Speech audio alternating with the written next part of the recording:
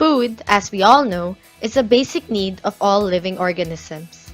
Plants can make their own food from sunlight and carbon dioxide through their own photosynthesis.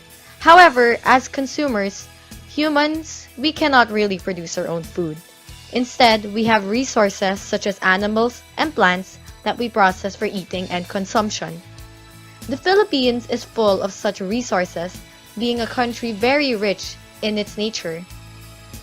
We are composed of vast lands and bodies of water, so it is not really surprising that the main source of food of the country is the agriculture and fisheries sector.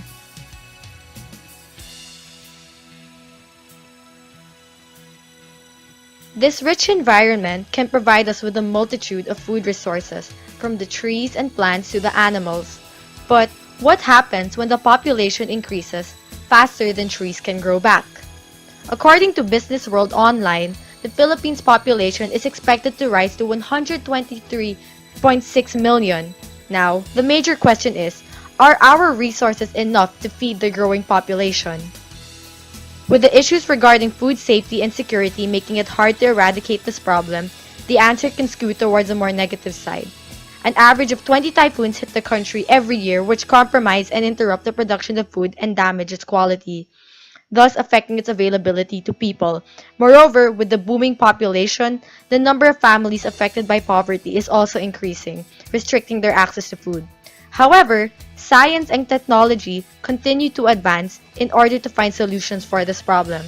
Such advances include genetic engineering of food and production based on sustainable energy like solar energy.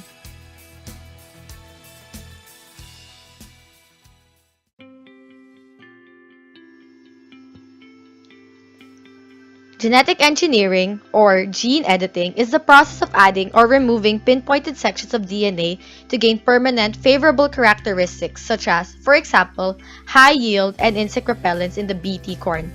Aside from in food, gene editing is used in medical applications, specifically in creating medicine using treated bacteria. In fact, gene editing has already been tested in a human patient by United States scientists last year. However, despite these benefits, the method still faces backlash from some members of society.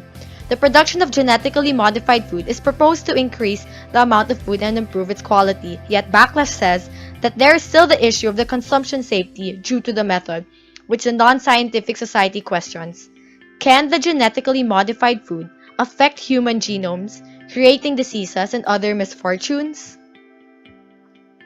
Nevertheless, genetic engineering opens more than closes avenues and possibilities in improving food safety and security among other fields, so research still proceeds with a focus on securing and advancing the health of our society.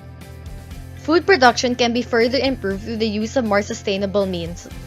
In rural areas where planting crops and herding animals are the main ways of food production, electricity is scarce and usually inefficiently inaccessible, making production difficult.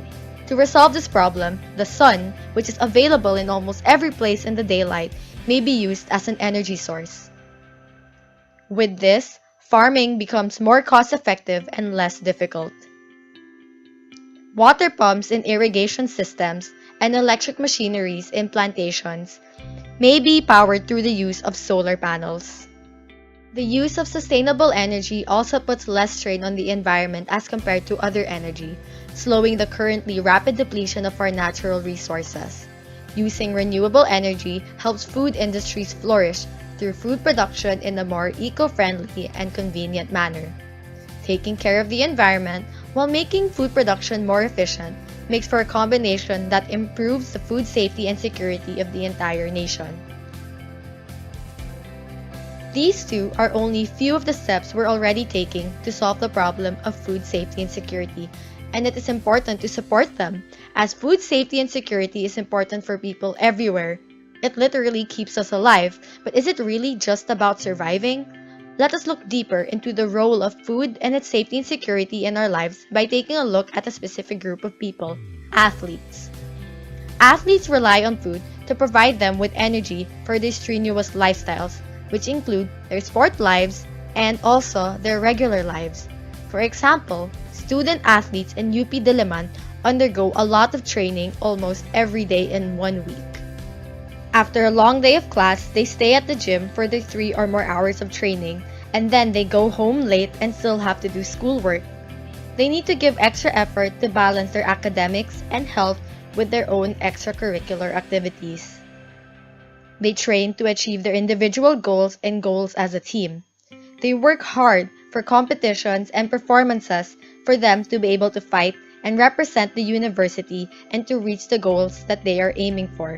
These student athletes experience a lot but are only given limited attention and credit from other people. It is very challenging for them. They need to fight every negativity that will come their way for them to cope with their everyday lives. Part of this negativity can be associated with their health and relationship with food, as athletes are prone to developing body dissatisfaction. Female athletes in particular are susceptible to this, being discontent and unhappy with their body image due to pressures inside and outside their sports. This can lead to having a negative relationship with food, which in turn leads to things such as eating disorders. To prevent and alleviate this, it is important to promote a healthy relationship with food and body image among athletes, informing them about eating disorders, good health choices, and positive motivation. Food safety and security plays a key role in doing this successfully. If athletes everywhere do not need to worry about accessing food, then it is easier for them to develop a healthier, more positive, and more productive relationship with it. Managing body dissatisfaction with food safety and security would improve not only the physical health of athletes, but improve also their mental and emotional well-being. But this is only one specific group and their own experiences with food. All around the world, people have their own stories with food safety and security. The nourishment and health that comes with good food is linked to more than just our stomachs, but to every part of our bodies, minds, and lives. No one should suffer an empty stomach and soul while something can still be done about it. You don't have to be an engineer or food technician to help. Participating in the discussions, initiatives, and projects on food safety and security is already several steps in the right direction of solving the problem.